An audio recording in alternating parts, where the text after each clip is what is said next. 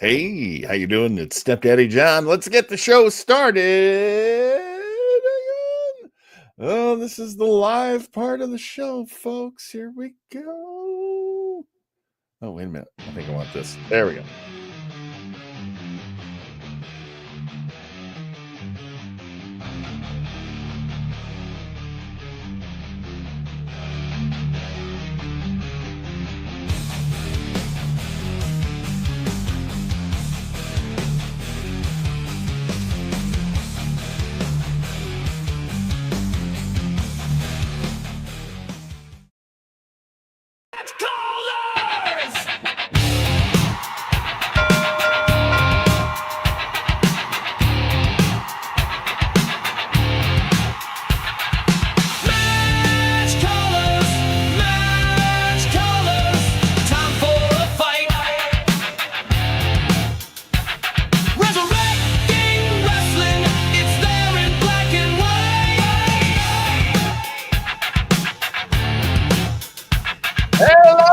And welcome, all lovers of professional wrestling.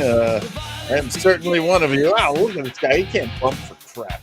Let me get this off the screen. Boy, what a show we have for you tonight. We are going to call a match with one of our great friends. And when I say me, I'm not just talking about me and the mouse in my pocket. I'm talking about my co-host, the man with the plan, the guy who gets me through sanity every single day of the year. Folks, do you know Mean Joe Gene Townsel? If you don't know me, then you should, because Stepdaddy and I, we bring you the great wrestling matches each and every Tuesday. How you doing, John? I'm doing great, man. You have got the wrestling bug. I just absolutely love how enthusiastic you are about this, because you have to know Joe's a novelist. Joe co-hosts with me when we do, watch parties and for old time movies, and we do listening parties for old time radio. But I said, "Hey, man, would you join me in old time wrestling?" And he was like, "Sure." And 7 episodes in, Joe, and you are, I would dare say, you are a little bit of a wrestling fan now. I would say I'm a little bit of a wrestling fan. No, it's great fun. We were talking about it earlier, and we love doing it. We love doing it with our special guests we bring on each and every week. Absolutely. And what a great guest we have this week. A man I have known for, oh my gosh, like almost 20 years in this business. And he has put in a lot of hard years in that 20 years. He has done it all. And that is our good friend. I don't know. Can anyone call themselves his good friend? Folks, let's bring him on screen right now. It's Robert BOSS Baines. Baines, are you? Do you regard me as any kind of a friend? Yes, I am a friend, absolutely, and I do have good friends. Right now, I'm currently staying at a good friend's house. You had Ryan Klum on. I know him as Ryan J. Morals, and together, our manager is the beautiful Jack Stud. And currently, I am staying in one of the estates in the portfolio of beautiful Jack Stud. And I do count him as a good friend, as I am living currently in his house in beautiful Burbank, California, the media capital of the world. Oh, that's fantastic. I have got to ask, when are you guys going to do some shows out here? You got any matches coming up out here? Because of course I'm an LA area guy myself. Absolutely. Unfortunately, no. I am currently unable to wrestle due to injury. Oh, that's right. A little over a year ago, I suffered a career-threatening injury in a match in Reality of Wrestling, Booker T's organization out in Houston, Texas. Right. And I had to have surgery on that. And we are not yet cleared to get back in the ring. And unfortunately, we do not have a timetable to get back in the ring. So for the time being, I am putting my, as you've said it, close to 20 years of expertise to use. And managing some wrestlers out in that area, and I am doing some commentary for a few organizations out in that area, and I'm also shooting and producing and everything else you can think of, because I don't believe in not doing everything that there is to do in this business. I get bored really easily. Yeah. So I have to stay busy, and I have made it my business to do kind of everything in professional wrestling, with the exception of one thing. There's one thing I will not do in professional wrestling, and that is referee. I won't do it. I won't do it. Why? Because refereeing is really difficult from two aspects. Yeah. Number one, it's difficult to be able to sort everything out and manage all the personalities and do all the things in the ring that one has to do. And then secondly, if it goes well, you receive no credit. And if it goes badly, you receive all the blame. And I will have no part of that. That is so true. You also have a problem that I have, because I definitely, when I was in wrestling school, I did referee for my buddies' matches. You know, we all took turns, as a good wrestling school would have you do, because just like you, I was raised old school. I was raised that you should try every part of the business. You should definitely be hands-on in every part of the business. But your situation, like my situation, is you're too big. You're too big. I have a rare distinction in professional wrestling of being simultaneously too big and too small. I have been backstage at WWE trying to get on television for various spots and matches, and every single time a producer will look at me and go, too big, too small. I'm just sitting back there eating catering the entire night, because I am both too big and too small. I am only 5'8", but I am north of 200 pounds, currently sitting at about 215. But every part of my body is wider than it should be. Every part of my body is wider than it should be. So I make everybody look small. They'll look tall, but my shoulder base just makes everybody. I'm built like just a square. Just a square person. Mean Joe Gene, I know because you haven't met Baines in person, I will describe him for you. He is a refrigerator. He's a massive man. A powerful, punishing wrestler. One of the things I loved when I retired, and I can't believe I didn't say this earlier. I always say the best part of being in professional wrestling is retiring from being. Is that why so many people do it so often these days? They throw around the word retirement like it's changing socks. Oh, I'm retired. Now I'm gonna. Oh, what's that? You want me? Oh, well, I'll be there. What I'm hearing about, guys. I'm sorry. Do you prefer Mr. Baines or Brandon? Or hey, man, every wrestler has too many names, and for the longest time, I didn't even have a name. I was just the hobo. That's not even a name. I was the man with no name. And now suddenly I find myself having too many names, and I hate it, but I'm well known. Well, people know my face. People know my face, but they do not know what to call me. So you can call me whatever you want. Okay. At my own risk of safety, thank God I'm in Fresno. I'm well away from any physical harm. But what I was going to bring up was, based on what I'm seeing now and what I'm hearing about, I'm guessing you're kind of like reminiscent of Wolverine, not Hugh Jackman, but the comics Wolverine. Yeah. Who's just a powerhouse, but in a slightly shorter package. Right. I even had the Wolverine sideburns for a long time. For a long time. And it suited me at the time.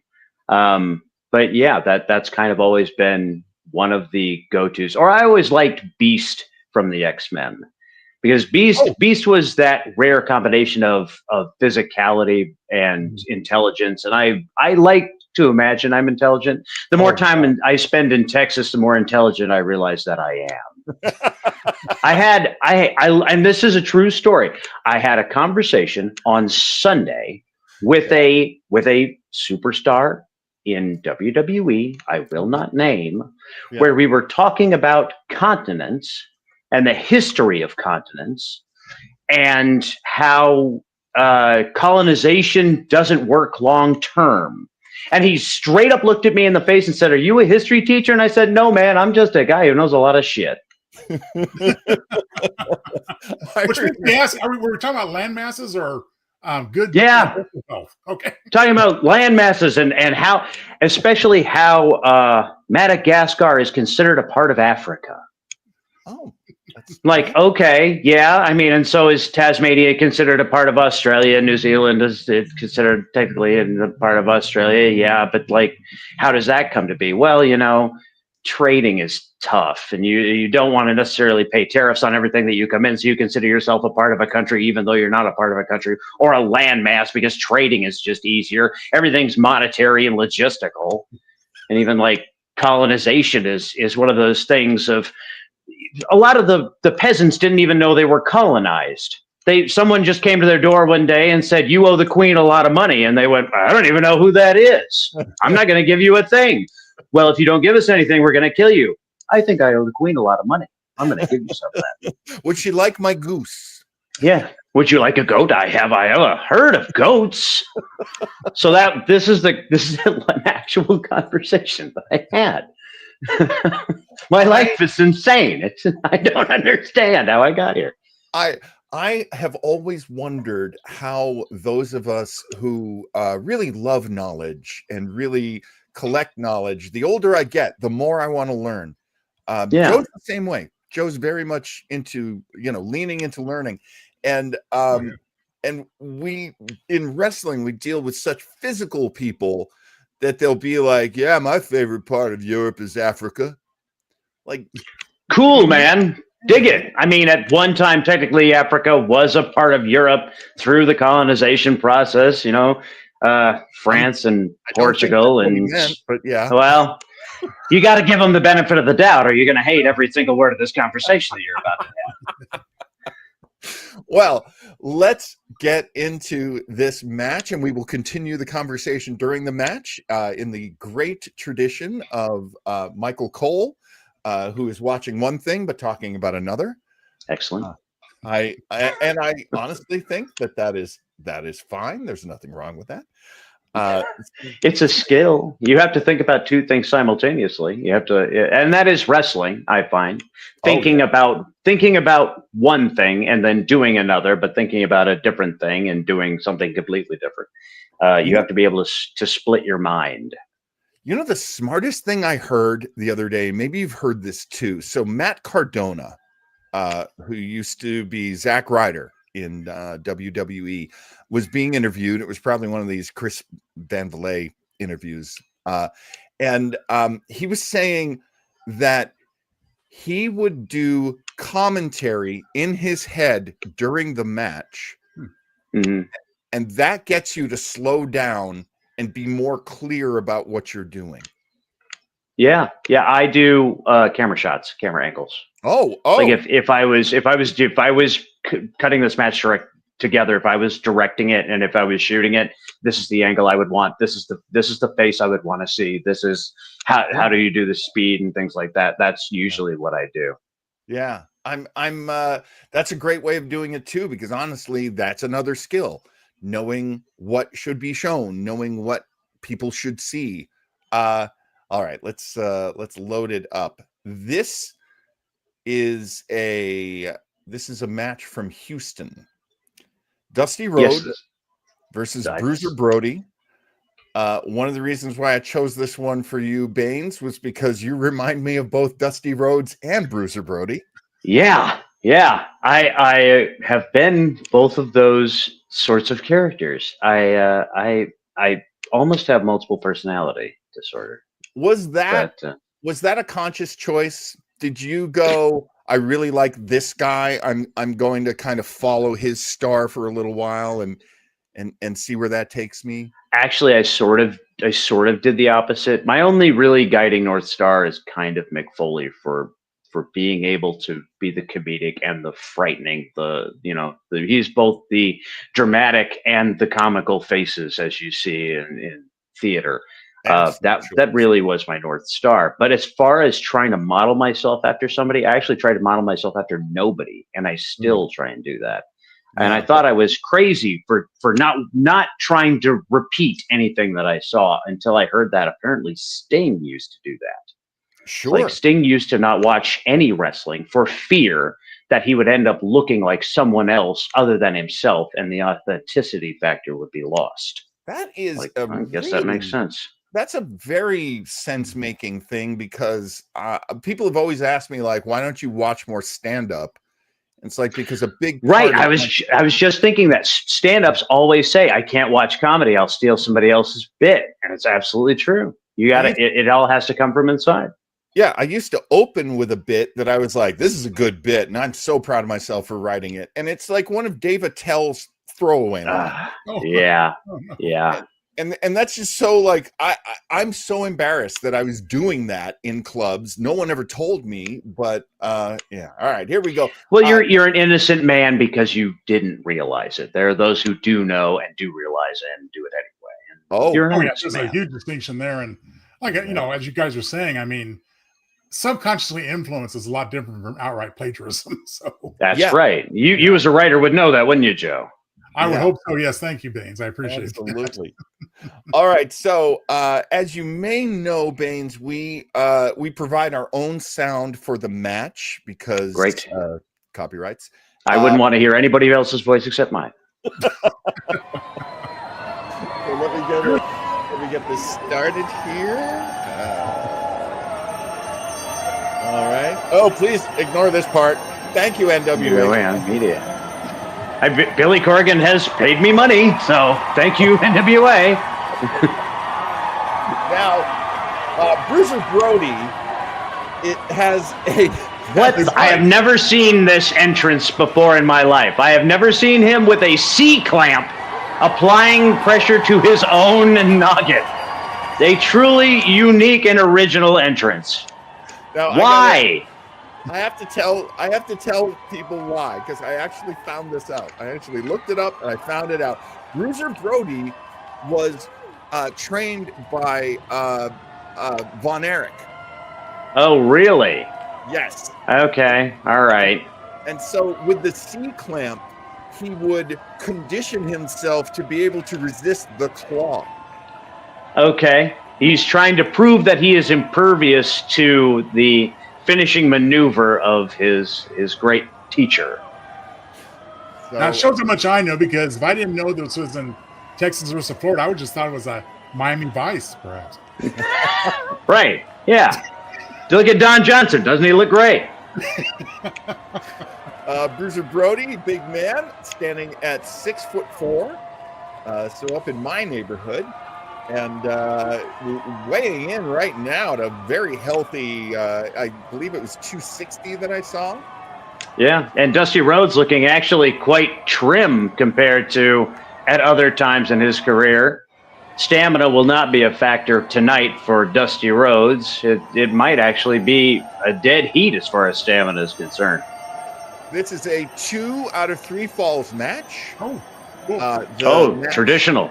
Match has a 45-minute time limit, and it's Dusty, as you pointed out, Baines. So chances of them going beyond 45 minutes are extremely slim. Yeah. That's a surprise. Seeing Bruiser Brody suddenly run away from the flying fists of Dusty Rhodes to reconvene on the outside. I think maybe Dusty being so sweet, as he used to say. I think that freaks out some of the more macho fellas. Yes.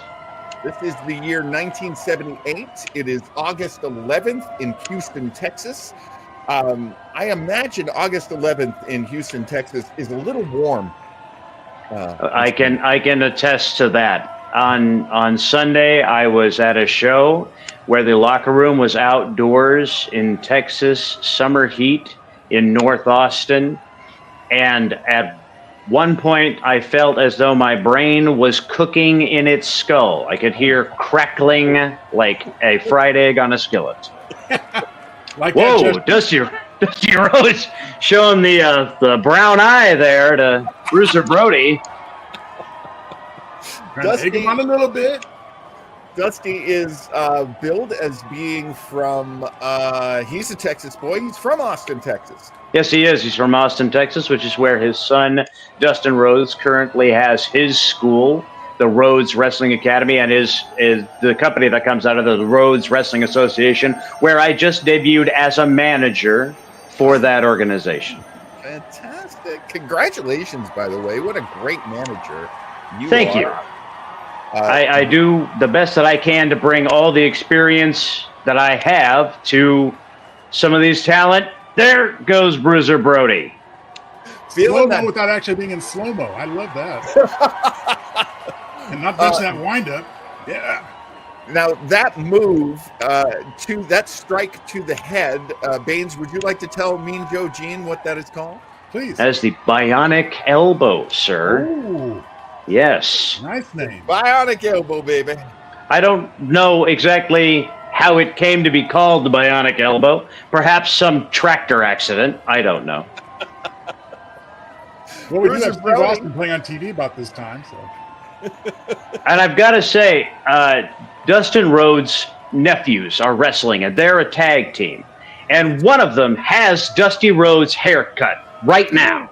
And it's quite shocking. It looks like an out of time experience. Like he woke up out of a cryogenic sleep from 1970 and is walking around now, just bemused by the world around him. No flying cars, I'm afraid, but all the knowledge in the known universe is in your pocket.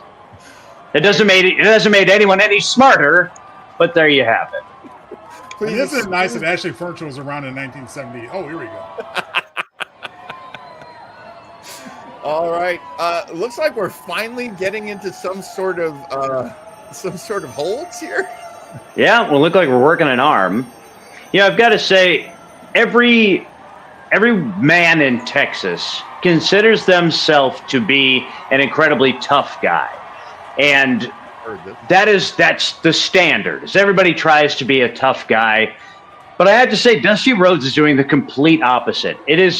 I think it's almost a miracle he was considered a good guy at all, for how exotic he moves in that ring. He doesn't try to look tough or to act tough. He just sort of is tough. But the flamboyancy, I don't know how he got away with it at that time. Because even now, you'll get called slurs. That's right. It's not a lot better. There was a tough guy archetype in the 70s. Correct me if I'm wrong at any point on this, Baines, but I'm explaining it to you, Mean Joe Jean. Yes, sir. There was, oh my gosh, who is that guy? It flew out of my head. He was a big champion. He was disliked. He was very flamboyant. Would wear a lot of tie-dye in the 70s. In Texas? Nationally. He was a big national guy. He sounds like superstar Billy Graham. Thank you very much. Yeah. It's superstar Billy Graham. Now, superstar Billy Graham could be very flamboyant, and he got copied by Muhammad Ali. Oh. Yes, he did. The evangelist, right? And no, but he did steal the name because he grew up evangelizing. I just watched the Dark Side of the Ring documentary, and that is why he chose that name, was because he himself liked Billy Graham and was like, well, if I'm working with the Graham family in Los Angeles, I'll just take the name Billy, and that'll be the superstar Billy Graham. Now, you can see the referee was trying to keep Dusty from kicking into the lower abdominal region of Bruiser Brody. He was reaching too far there, Dusty was, and he paid for it dearly. Speaking of superstar Billy Graham, I actually spoke to someone recently that said Dusty stole his promo style from, actually, it was Bill Apter I was talking to someone. It was Bill Apter. Said that Dusty Rhodes took his promo style from superstar Billy Graham. Yes. Like almost verbatim.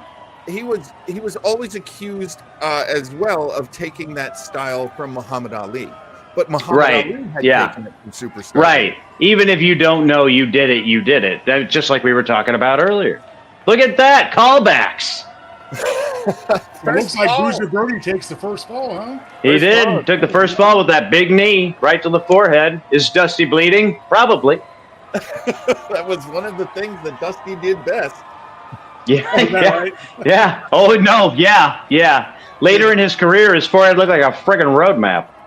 It's they would always say that his red would mean green. He would get paid more because you could bust him open so often. Ooh, that was a little dirty, attacking from behind like that. Dusty has had enough. He's still dancing like the champion of the first match. Uh-oh. Was that a chair? Was that a weapon?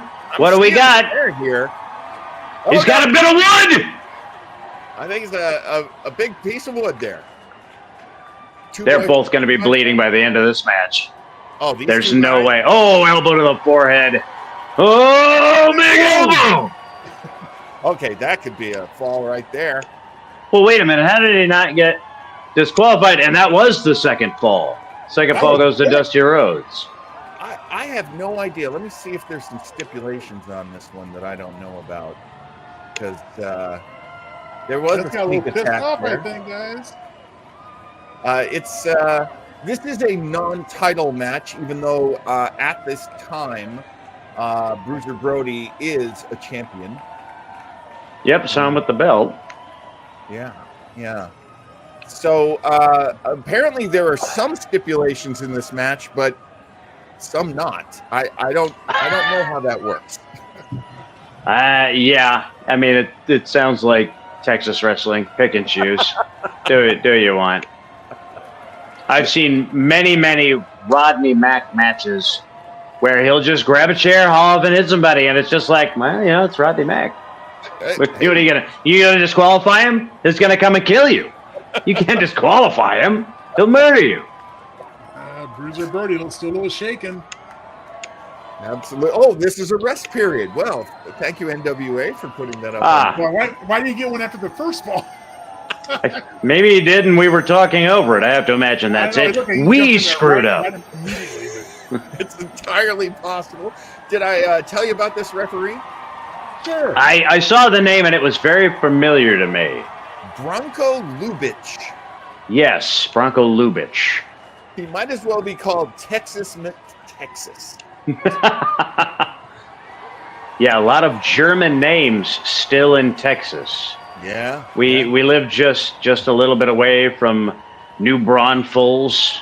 Oh, wow.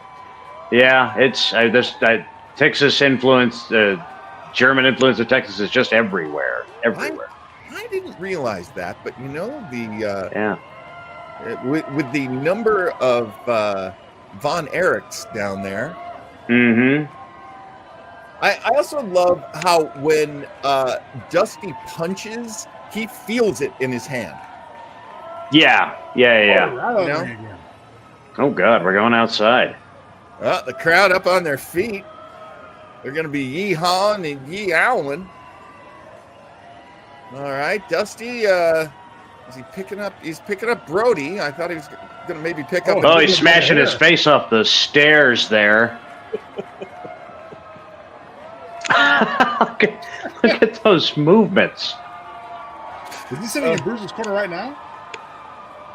Scott Free says Rhodes has the generous bosoms of a young Sam Kenson. Yes, yeah. No, there are man boobs and there are man boobs, boy. Sometimes that's what you bring to the party. I mean, I had quite a rack. Do you remember the American balloon? Oh yes. Now those were, I mean, those were fucking D cups. I mean, Joe, that was the entire gimmick. Try and explain it to Joe. Joe, this kid weighed 400 pounds, and then all of a sudden he weighed 200 pounds. Oh, that didn't just. I was kind of imagining the bigger portion of it. Yeah, and so he was still round, but his big giant chest didn't get smaller, and so he would. It just became more elastic. He would use them as bludgeons. I'm not even. This isn't a joke. This is real. This is real life. This is out on YouTube, for God's sake. Yes. And my favorite part about Balloon would be, I mean, he had a run in Japan. It wasn't a big pretty run. Successful. I mean, he was known. He was known. He was the American Balloon. But my favorite part of his career was he would go on the internet, find people who were insulting him, and then get really hurt by it.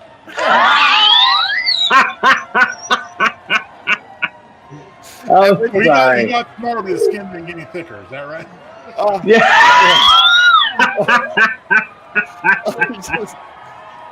And I would say to him, like, why are you letting people hurt your feelings? And he's like, I'm not. Yeah, you're gonna laugh. The entertainment business is the worst thing ever conceived by mankind, because you want attention and then you get attention and then you don't want the attention that you get. It's a horrible cycle. There's no bad attention, I guess. I love how Dusty sets up his nose. Gotta clean it up. Just right on spot there. It's really hard to tell who the crowd is rooting for in this match, because Dusty is doing everything that this crowd would hate, and Bruiser Brody is insane but respected, and I truly think he's supposed to be the babyface in this match. Because it's early enough, I think Dusty is actually the heel in this. He should be, although from what I gathered, Dusty is the good guy. But they are both from Texas. Yeah. So, the crowd could go either way. Well, I agree with Baines, though, because Dusty seems to be the dirtier fighter to me. I mean, a little bit, yeah. There was no 1 minute respite between balls 1 and 2. Yeah. He just jumped right back on the mat and went right at him. Dusty never even went in for a lockup. When Bruiser came at him, his first thing to do was to fucking throw fisticuffs. Like, yeah, absolutely. All right, I guess that's what we're doing. One of my favorite things about Dusty would be he would get into these matches that were mostly a brawl, and he would tape his fists closed. That's amazing.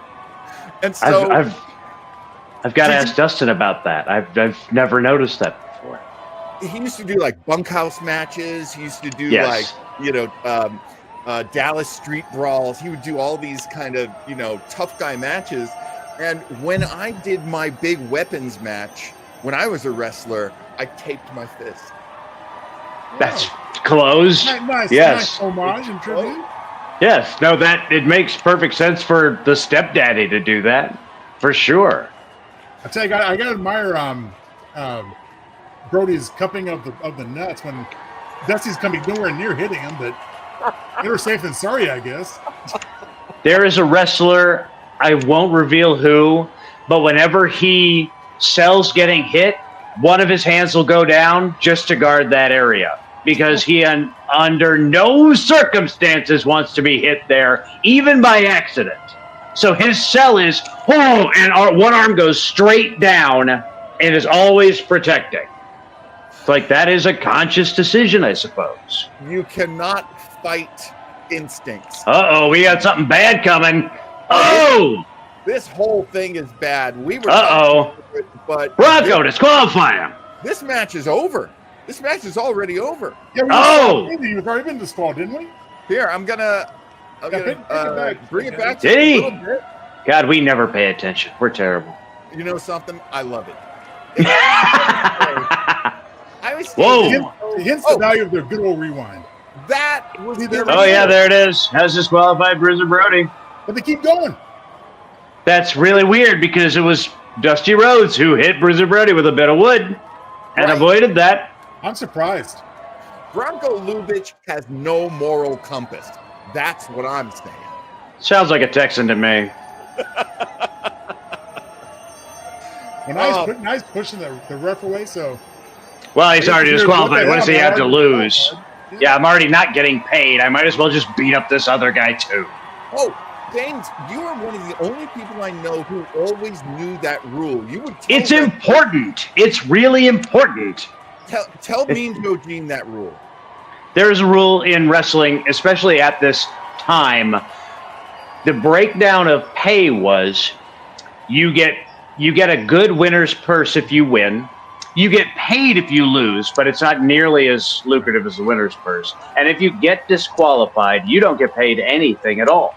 Oh, wow. So which is why cheaters always tried to hide cheating, because if they got disqualified, they would not make any money. And it's incredibly important for motivational purposes to understand why you wouldn't just cheat and care about getting disqualified. It's not just about the win and loss record. It has everything to do with how much money you're going to take home at the end of the day. Got it.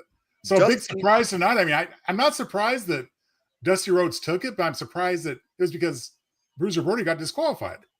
Right. That really shocked me. Well, it's a matter of being so overwhelmed with emotion that you put money aside and just decide to beat somebody until they stop moving. There's a lot of storylines in wrestling about honor, about vengeance, sticking up for yourself, being a man, taking on a bully. And there's also storylines that are Bruiser Brody kind of storylines, which is he's a maniac. Yes. And I enjoy playing the maniac. I mean, I am kind of a maniac. You have lost your shiznit a few times in that ring and just absolutely pummeled guys. Many of them were on purpose, but there have been a couple of times where I thought to myself, I'm going to hit this person. And I don't know if something bad's going to happen if I do, but I really want to hit them because they're doing something that is affecting me. There's somebody right now who is doing commentary. I won't say who. I'll protect their identity. But my reaction every time they say something, they say things that are really salacious and really attacking of a wrestler in a way that I feel would take away from my what's another way to say heat for Joe, my gravitas, my something oeuvre. And I feel like if this announcer was saying that about me, I would have to go and hit him. I just have to hit him. Wow. Because they're saying things that you don't say to a wrestler and think you can get away with it. As a wrestler, you would have to punch them in the face because no one is going to say that about me. Let's talk about that very briefly here. Not because we have a ton of time, but because this is such an interesting subject, and you do know a lot about this. The old school way of training wrestlers was not let's pull out the crash pad and everybody do your best flips. Yeah. Although to be fair, I was trained in a really interesting fashion. I've done both the old school training and the new school training because when I first started, I started with Ryan Katz. Right. And their methodology of training, him and Dan Magnus at the time, was to do everything on a crash pad to make sure that the technique was perfect before you moved onto a ring surface. So when I first started, we were doing very, very new school, this is the safest way you're going to do this. And it was all about execution and precision of execution. And then it was later in my career that I did training that was, very extremely old school. And I don't mind either.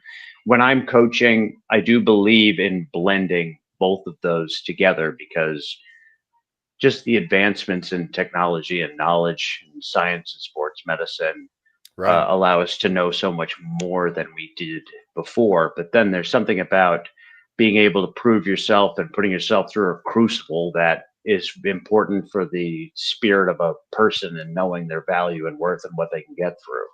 Well, let's jump ahead to that because that's a fascinating part of your resume as far as I'm concerned. Talk to us about the work that you've done with Japanese companies and Japanese Sure. wrestlers. Yeah, I I literally built the New Japan dojo. I laid the floors, I built the machines, I ran the office side of their training and the dojo Mm, for a number of years. mm, When they first wanted to start to begin their expansion again into the United States in yeah. 2017, um, I knew, yeah, I guess I could say this. I knew Rocky Romero from Mhm. actually from when I first started wrestling. Right. He was around with Ryan Katz, and Yeah. we knew each other then, and we sort of lost touch. But then once I started running a wrestling school in Sherman Oaks, California, he lived in Studio City. He was just right there, so he would come in on the regular, and he liked how I ran my training, which I run training kind of old school. A Yeah. lot of warm ups, a lot of calisthenics. We do our stuff. We get exhausted and then we wrestle. I like that. And I didn't even know that was really the New Japan way. It was just what I liked. And so seeing that, that's what I did and that's what I believed in. He brought me into work with New Japan, and my job as head trainer for the Championship Wrestling from Hollywood School came to an end, and I Mhm. needed a job, and I made it incredibly clear to the New Japan office that I wanted a job, Mhm. and I would do pretty much anything they needed me to do. And I did everything because the office at that time consisted of Japanese folks Mhm. who only knew the office side and people from LA who didn't know wrestling. And I was from LA and I knew both and I knew how to get things together. So I Yeah. could liaise. And eventually I built a position for myself, which was the head of ringside production. Mm. That's what it ended up being called because it's the only name that made any Yeah. sense. No, it's It great. was, what do Yeah. you do? I'm by the ring. I do stuff. Everything that happens inside the barricades, I take care of. And that was me. So I helped put a lot of stuff together, and Mm. I helped with some of the matches, some of the bigger spots and spectacles that needed to be done. Helped build stages, and I just did everything. I do everything. But as a perk, as a result of working with New Japan, when Shibata started training at the New Japan dojo, I was in the first class of folks in the test run for that school. Oh, And wow. then when they were doing the New Japan camps to find all the young lions, I was in every single one of those for a good long time. Yeah, I remember that. Um, Yeah. yeah, and I was getting beat up and exhausted, but I truly enjoyed the opportunity, Mm. and I learned a lot, and yeah, I have no regrets about it. One of the things that I've always admired about Japanese wrestling, I think a lot of fans feel this way, is how important conditioning is. And that's always been a very important thing for you. Even recovering from your injury, Hmm. you've been working out and Yeah, really paying attention to your body. And you know, I mean, one of the things that would always get me into the gym was I have a match in like 2 weeks and I have to look yeah, really good. But you don't have a match coming up in 2 weeks. What right. gets you into the gym? What gets you, you know, trying to break your own records and trying to look as big and powerful as you can be? Uh, at this point, I I don't know. It's kind of for enjoyment's sake, Mm, strangely enough. yeah. Once I injured my knee, I immediately got pulled off the road. I forget what city, state I was supposed to go to for New Japan, but I had to call off, and I haven't worked for New Japan since. Um, and I I'll say this here: I don't think they have any intention of bringing me back. So my time with New Japan is most likely complete unless things change. Um, And but things do change. I mean, I think change all the time. I mean, Yeah. just all the time. Yeah. But that's the state of things now. But once I got pulled off the road, it was, well, I've got to fill my time with something. I've got to find a job, like a real honest to God job, which I haven't had in like 10 years. So I got a job at Planet Fitness of all things. And so I work at the overnight shift at Planet Fitness because, again, I'm crazy. I don't have any problem working an overnight shift. The only problem I do have is sleeping on weekends when I have the day off. I don't know how to do that anymore. That's gone. Right. It'll come back eventually, one imagines. But we're not hopeful. Anyway, I get bored at night working overnight at Planet Fitness. So it's like I've never had a dedicated routine as far as exercise is concerned. For a very long time, exercise has been the means to an end. Yeah. If I do the exercise, I'll be good in the ring. And I don't necessarily enjoy the exercise. I just want to be good in the ring. So it was the means to an end. No. Not even that. No. I want to eat what I want to eat. There's that. There's that too. Yeah, there's that. And there's also like you're not as much of a kid as you were when I first met you. Yeah. As Joe and I can definitely attest, that metabolism downshifts quite a few times. Listen, I have never had a good metabolism ever. My entire life. Yes, really. I don't know what I weighed when I first met you, but when I first saw you, I weighed 240 pounds because that was before I started wrestling. And I remember watching you wrestle in Newhall. And you were one of the acts. I was like, I really like this act. I don't know, just something about it. Just all three of you together was just like, I just like this. This is stupid. I love it. The Step family. Step family. Yeah, the redheaded stepchild. Uncle Ronnie. Drunk Uncle Ronnie, which we got in trouble many times for putting him on posters and people going, this is a family show. Whatever, he's drunk. Everybody's got a drunk uncle. That's literally a family. It's a family show, and there's your family. What fancy world do you guys come from where your uncles are all sober? I'll bet they don't have crust on their sandwiches either. Bunch of jerks. I wanted to, anyway. Baines, I wanted to pass along this question from our buddy Scott. Scott says, you'd think somebody who couldn't keep their cool in the ring during a match wouldn't be very popular to be matched against. I wonder what does get you blackballed. Usually, what gets you blackballed these days? I can throw out one or two. If a guy how bad's it gonna be? If a guy comes into that ring, I used to work with a lot of guys who were friends of the promoter, and a lot of guys would step into that ring. There would be more vodka inside them than in the bottle they showed up with. Yeah. Getting plastered. I have never had a drink before a match, and I know a lot of people who do, or a lot of people who did, and I never did. I was always a teetotaler before matches. I get plastered after, but I got a job to do first. Right.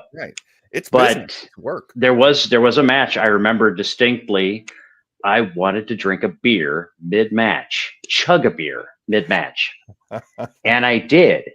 And I don't know what I was thinking, because the expansion of the gas inside my stomach made me feel as though I was going to explode, because this was during my comeback, and I'm up and I'm jumping and I'm moving around and I'm like, oh God, I'm gonna explode like Monty Python's Meaning of Life in the middle of this ring. Terrible. There's a guy, and we still make fun of him for this, even though this was easily 21 years ago. There was a guy we worked with who had been, and he was a hard worker at this company where we went to wrestle. It was in Central California, and he had helped set up the ring and set up the space, and he had unfolded and set up all these chairs. He had done all this work. He had not eaten, and he had an important match. It was, I think, the semi-main. So, you know, next to the last big match of the show. And he's a good guy, and everybody in the audience loved him. And we were going out to do a promo at the very beginning of the show, and somebody showed up with a big bag of McDonald's and handed it to this guy. And he's in, you know, what we call gorilla. It's the area right inside the curtain. And he's there just literally stuffing his face, eating it as fast as he could. And we're like, bro, I'm not sure that's a good idea. And then our music hits and we're like, woo, we hate you all. Woo, woo, go to hell. But we were like, bro, I don't know. Oh, here we go. Hey, man.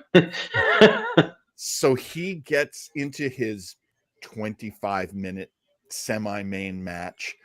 He's not a big guy, so he's getting the snot beaten out of him the whole match.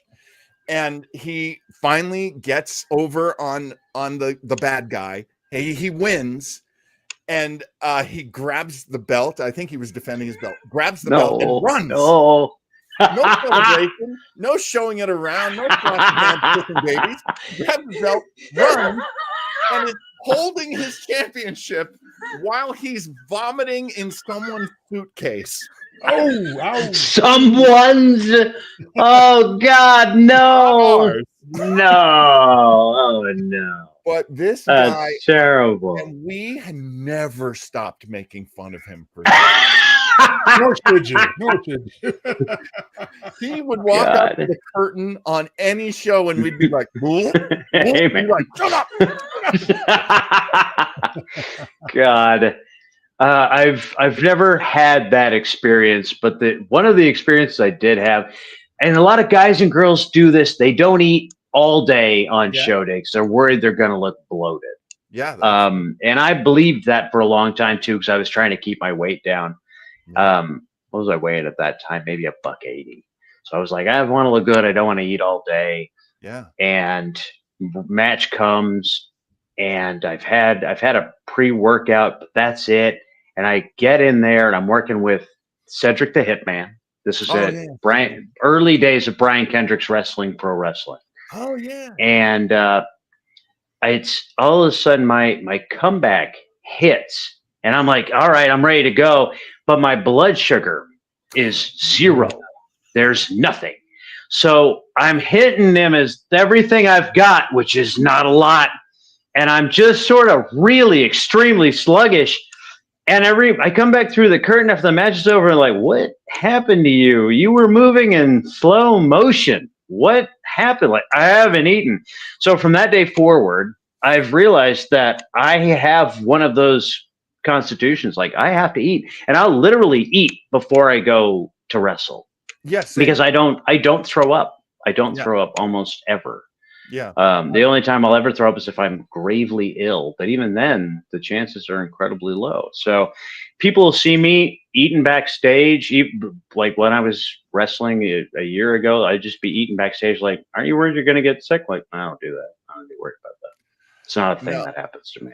I also learned, like, you know, the really sort of compact foods, like, make yourself a make yourself a protein shake, and you know, keep that in a cooler. Bring Cliff Bars. Sure. I was the guy. Yeah, volume is not what you want to go for. Yeah.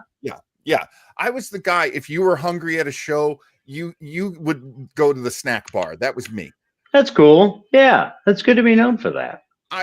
And I would always bring extras because, you know, I was old enough to be most of these guys' father anyway. But I'm getting to be that myself, slowly but surely.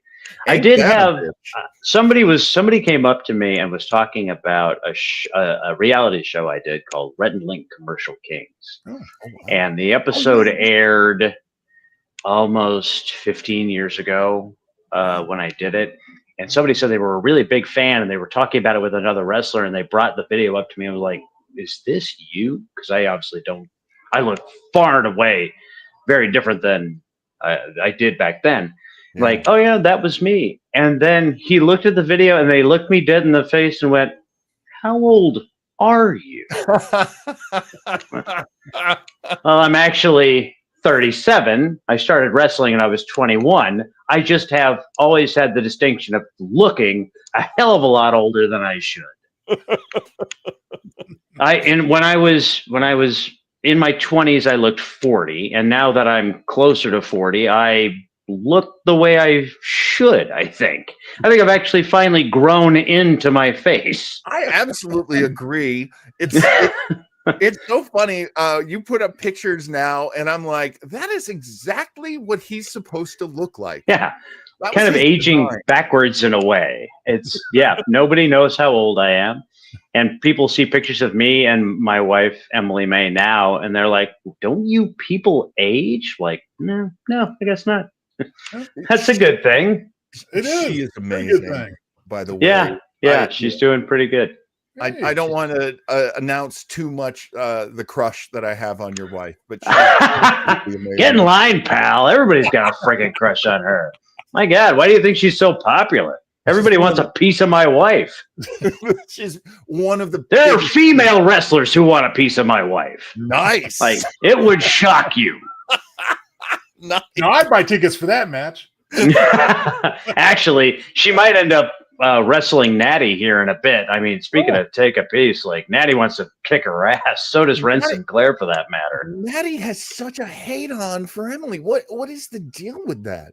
I don't know. I don't know what it is. I think Emily reminds Natty of who she used to be, and it's creating some friction of who she wants to be now. Because Emily is bubbly and wears pink, and that's very much what Natalya Neidhart was. But this Natty now is much grittier, and I think it just reminds Natty of who she used to be. So there's this natural sort of hate and friction of this familiarity and this reminder of who she once was.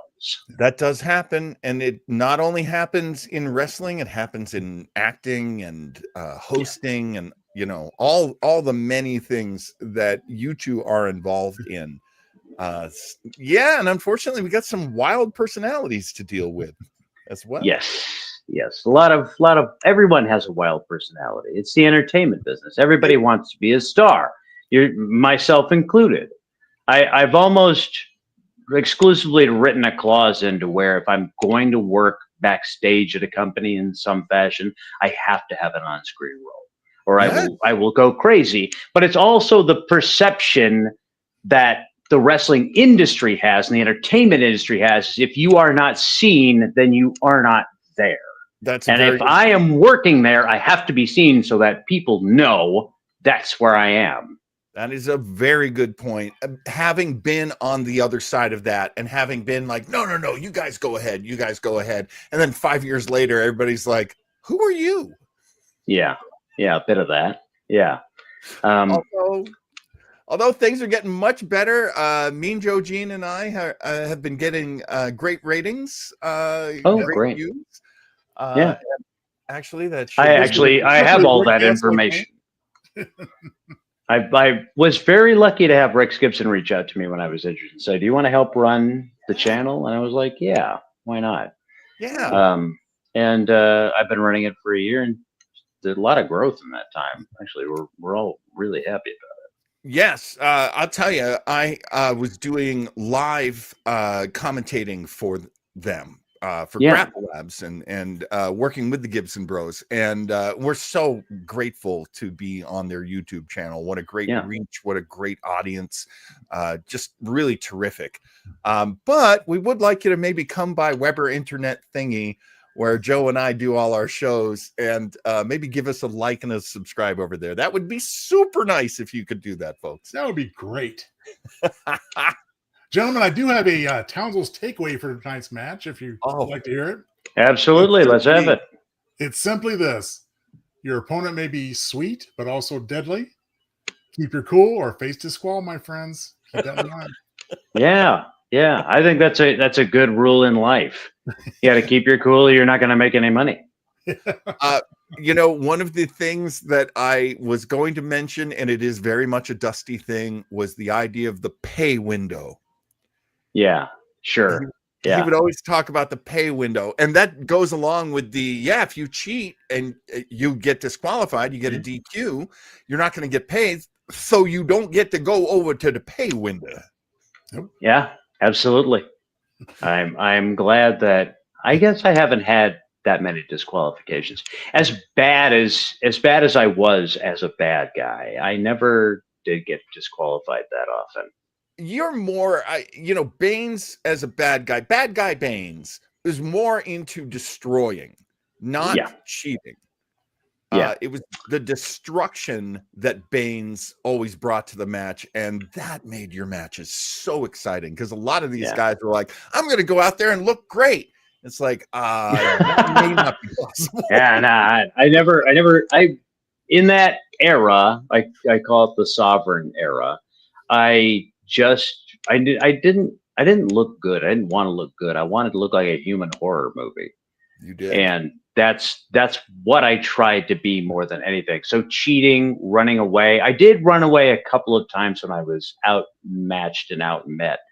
But it when I tried to bring that character over to Texas, it just didn't work. Really? The timing didn't work out. Because speaking a little inside baseball, so much of that performance and the promos were political in nature. Yes. And after the insurrection happened, it became impossible for me to do that character the way I was doing it before.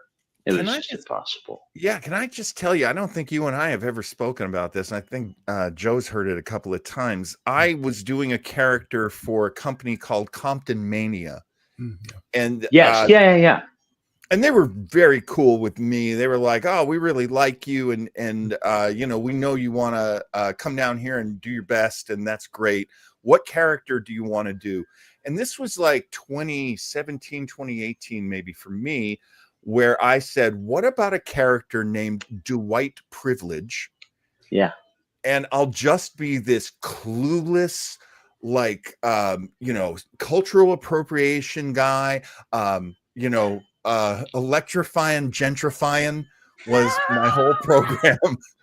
Because in Compton, they were going through this thing where a lot of companies were coming in and trying to gentrify. And, look, there are communities where that should not happen. Yeah.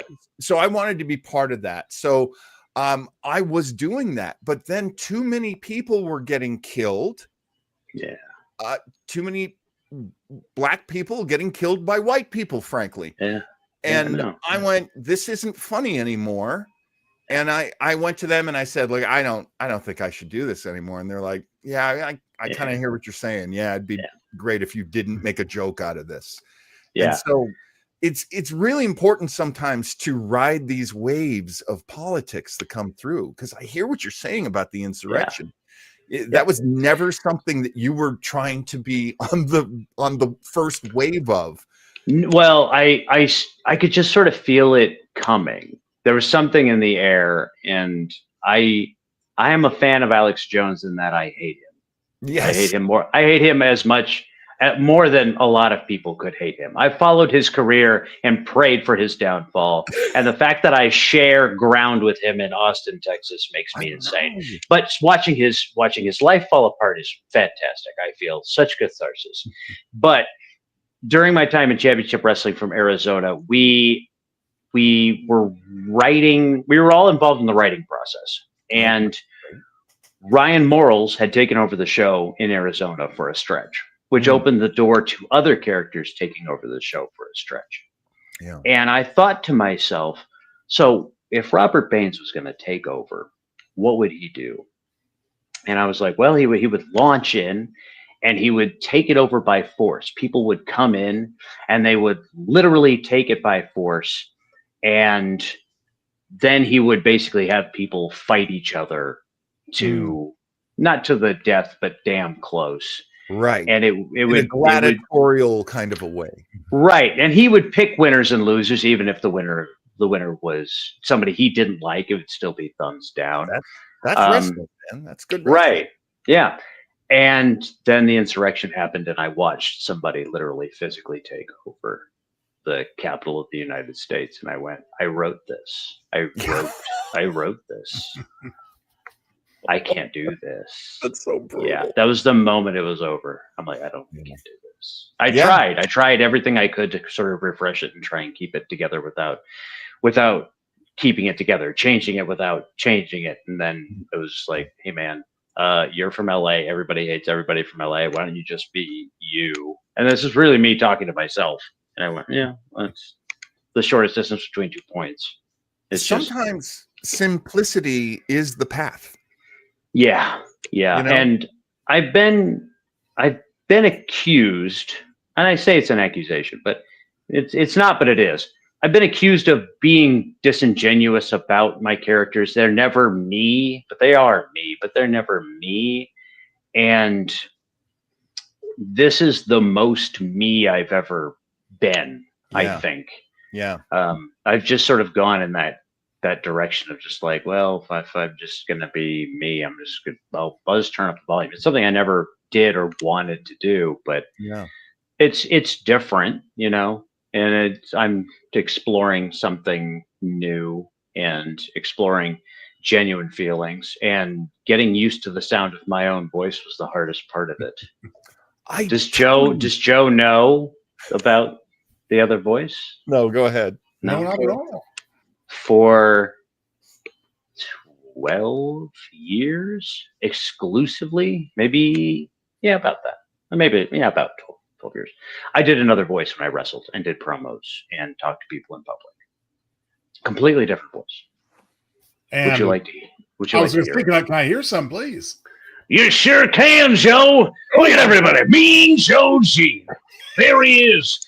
Novelist by day, growing wrestling fan by night. There he is. My God. Good on you, sir. You're a little late to the game. Everybody else here loves professional wrestling. You're just starting to get your peak win, and that's appreciated. It's good in life to enjoy things you didn't know you would enjoy, to taste the fruits. Variety, sir, is the spice of life, and I myself enjoy it heartily.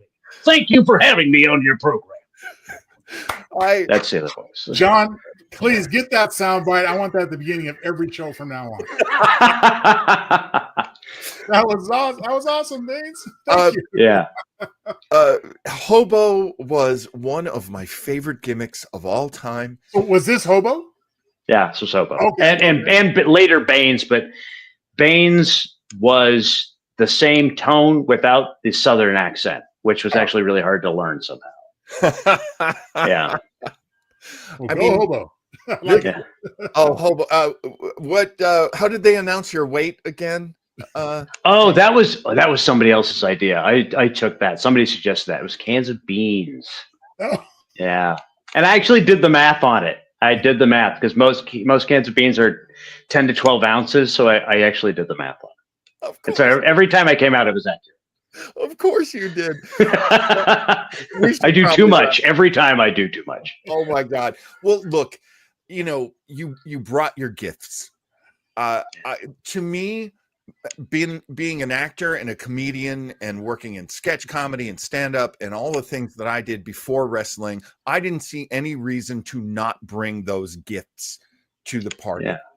And I think you had the same problem I had, which was people would judge us because we were being likable, we were being crowd pleasers, we were using creativity, we were clever as anyone can be in wrestling. We were doing those things, and people would be like, "Yeah, well, that guy's tough. That's his gimmick."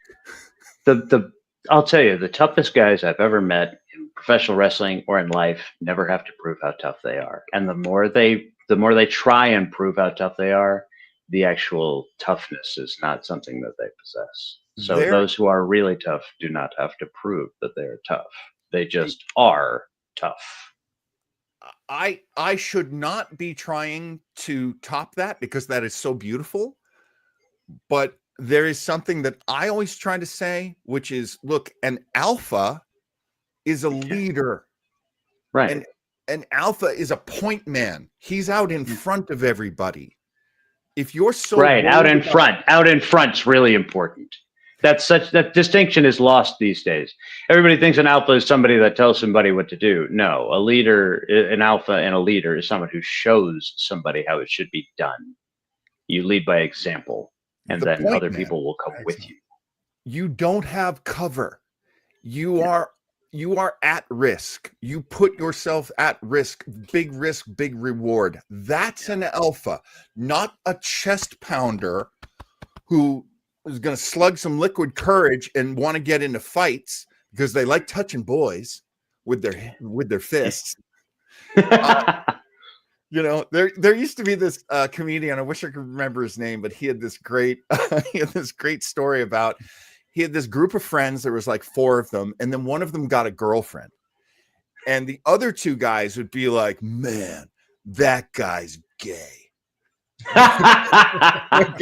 Okay. Yeah, guys, is it gay to date women? And the comedian would be like, he's going out with a girl every Friday night, and you guys are getting drunk and wrestling on my lawn. Yeah. I'm kind of an intimidating guy when you first meet me. I just have one of those faces and dispositions, like I'm just disinterested. So when I was meeting my wife's friends to break the ice, they would ask, "What do you do?" And I would say, "I touch men for money." What? I'm a professional wrestler. Oh. I hate ending the show, but End it right there. I touch men for money. That's the George Costanza was right. Always go out on a laugh. Mm-hmm.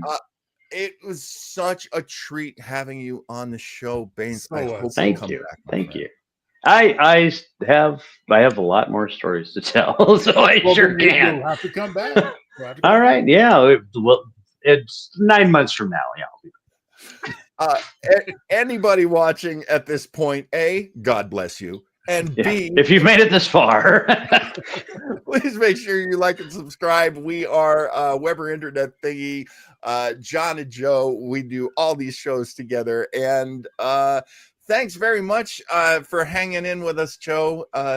You know, you're so great at just letting 2 old wrestlers just chew the fat in front of you. Thank you for letting me hang with the cool kids, as always. Holy crap, we're cool kids! Hey, whoa! It happened! That's what you're talking about, Baines. You don't know it, but you are.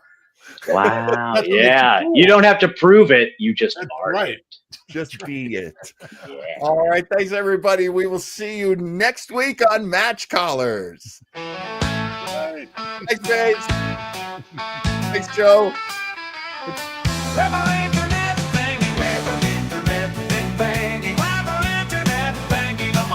Check us out. Weber Internet Thingy. Weber Internet Thingy. Weber Internet Thingy. Good times are never in doubt. Ooh, ooh, ooh. Weber Internet Thingy. Ooh, ooh, ooh. Come on and join the fun. Ooh, ooh, ooh. Weber Internet Thingy. Ooh, ooh, ooh. We got the blues on the run. Get away from that big, big world and come have lots of dumb fun.